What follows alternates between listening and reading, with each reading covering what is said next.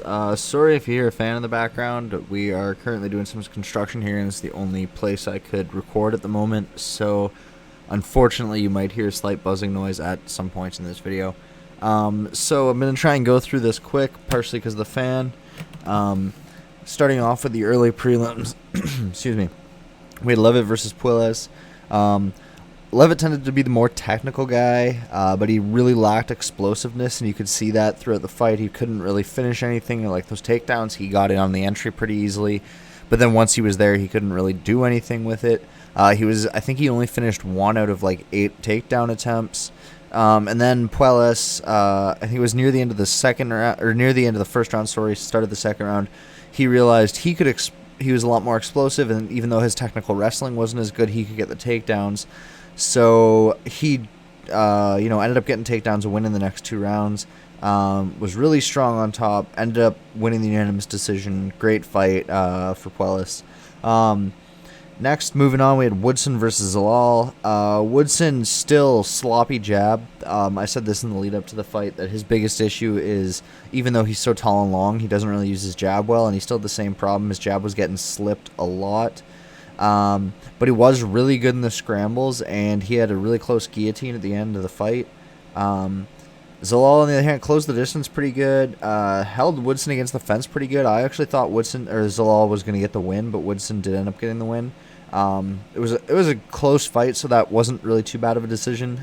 Some of the other fights on this card, more towards the center of the card, were a lot worse decisions. But I thought Zalal won this fight, but Woodson getting the W isn't too bad.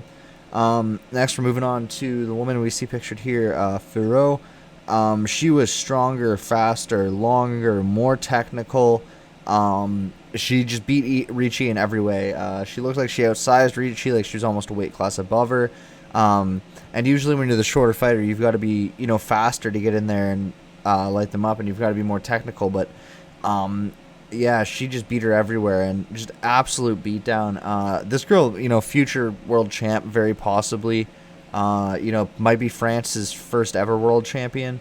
Really, really interesting. Ricci was last minute replacement, which is, means, that does say something. I think, Dana White will, obviously it's only her first fight, so 1, she's not going to get cut because it's her first loss, and 2, Dana really likes when fighters step up and take those last minute replacement fights. So if you take those, a lot of the time, like, if you're one of those people that's always taking those, they're not going to cut you, or like you're going to have to really go on a long 6-7 fight losing streak for them to cut you. And then the last fight we'll talk about in this video, we had Alan Patrick versus Mason Jones in the lightweight division. Jones pretty much dominated the whole fight. He was much stronger, a really good wrestler, controlled him in the clinch, took him down, controlled him on the ground. Patrick was really explosive. He's really flashy and awkward, does a lot of weird shit. But he has a really weak guard. I noticed that when he was on the ground, he didn't try to control the wrist too much. He did a little bit, but not really. And even that, controlling the wrist isn't really that good in MMA. It's a lot better in jiu-jitsu because then the guy can't submit you. But in MMA, the guy can still elbow you in the face, and that's exactly what Jones did. Patrick grabbed his wrist, and then Jones was just like, okay, I'm just going to elbow you in the face. And you got to grab the guy's head and pull him down. So Patrick's got a really, really weak guard. And just ended up being a no contest, which is unfortunate.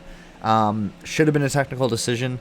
I wish that they would. I know the way the rules work, you're not allowed a technical decision. I think it's unless there's been at least 3 rounds.